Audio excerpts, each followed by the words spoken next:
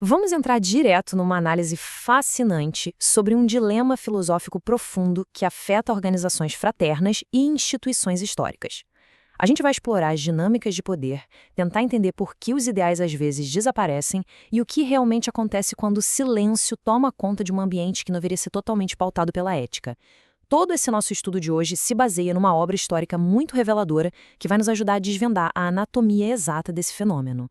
Então, para começar, a gente tem que encarar a pergunta central que norteia toda a nossa reflexão.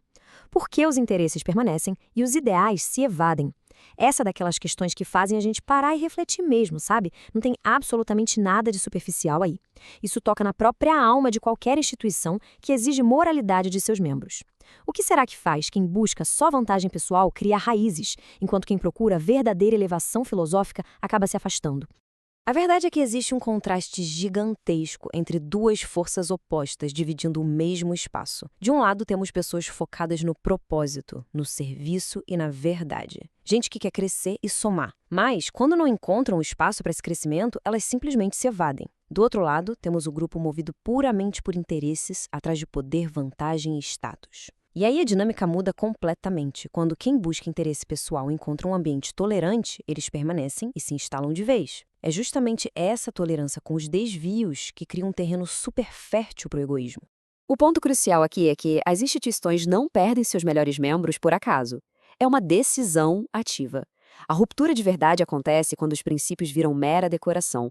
Essa metáfora da decoração é incrivelmente forte. Pensa bem, virtude, fraternidade, justiça deixam de ser a bússola diária e passam a ser só palavras bonitas e molduradas numa parede ou escritas num livro que ninguém mais segue.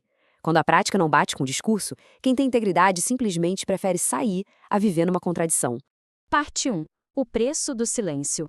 Só que a saída de quem tem princípios é apenas o começo de um efeito dominó muito perigoso. É uma reação em cadeia implacável da passividade.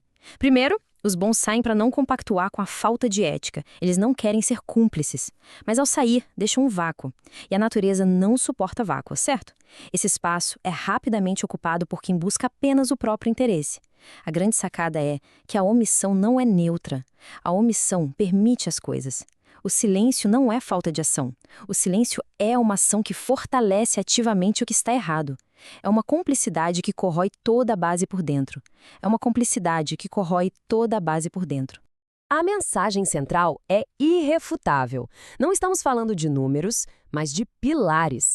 E a lógica disso é inegável, já que pilares que se calam não sustentam absolutamente nada. Nenhuma ordem se mantém só com discursos bonitos. Ela precisa de atitudes diárias. A justiça não se impõe por força própria. Ela precisa de defensores. Se as bases fundamentais decidem adotar a inércia, a estrutura inteira fica à beira do colapso. Parte 2. Um alerta de 1970. Esse dilema que estamos analisando é, na verdade, uma batalha cíclica. Não é um problema exclusivo da modernidade. Toda essa reflexão vem do trabalho de Álvaro Palmeira, que há mais de meio século, lá em 1970, já diagnosticava essas mesmas lutas internas. É fascinante perceber como o pensamento dele continua atual e nos mostra a necessidade de vigilância constante, geração após geração. Tem uma citação histórica do Palmeirão que captura perfeitamente as táticas desses grupos egoístas.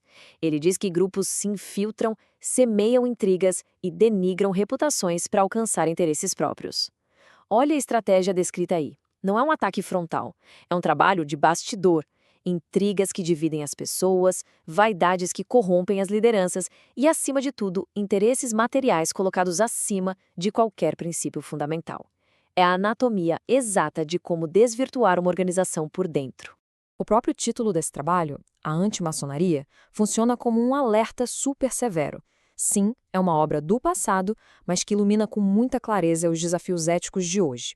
O que fica evidente é que conhecer esse passado é o primeiro passo para identificar quando essas dinâmicas destrutivas começam a se repetir bem na nossa frente. E para fechar essa perspectiva histórica, a gente tem uma afirmação super corajosa. A corrupção não é da ordem, é dos homens que a compõem. Isso separa muito bem as coisas. A instituição, com a sua busca pela perfeição moral, continua imaculada na teoria. O erro nunca está nos ideais, está nas falhas de quem deveria praticá-los. Entender essa diferença é o que nos impede de perder a fé nos propósitos originais. Parte 3. Sustentando a ordem. Compreender esse diagnóstico histórico é sensacional, mas no fim das contas é apenas a teoria, certo? Na prática, diante de um ambiente tolerante com o erro, a resposta não é abandonar o barco. A postura verdadeira não é fugir, é permanecer com firmeza, com ética e muita consciência, porque a ordem nunca será sustentada por títulos vaidosos, mas exclusivamente pelo caráter de quem está lá dentro. Fugir pode até parecer a saída mais fácil, mas só acelera a decadência.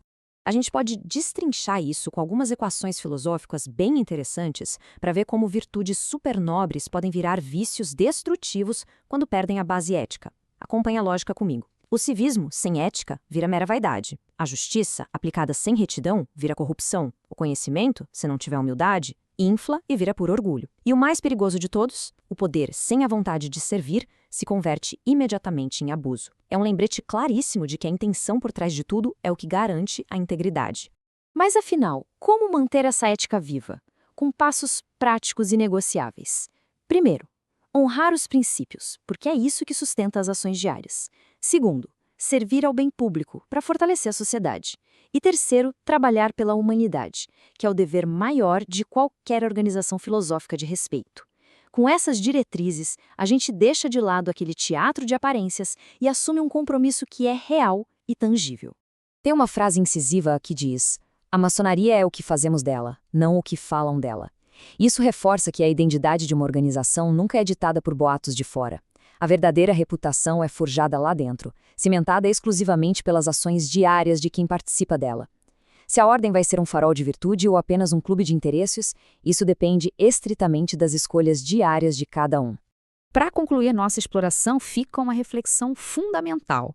Olhando para o futuro, os princípios vão continuar sendo apenas uma decoração de parede ou vão se tornar, de fato, os pilares inquebráveis da ação?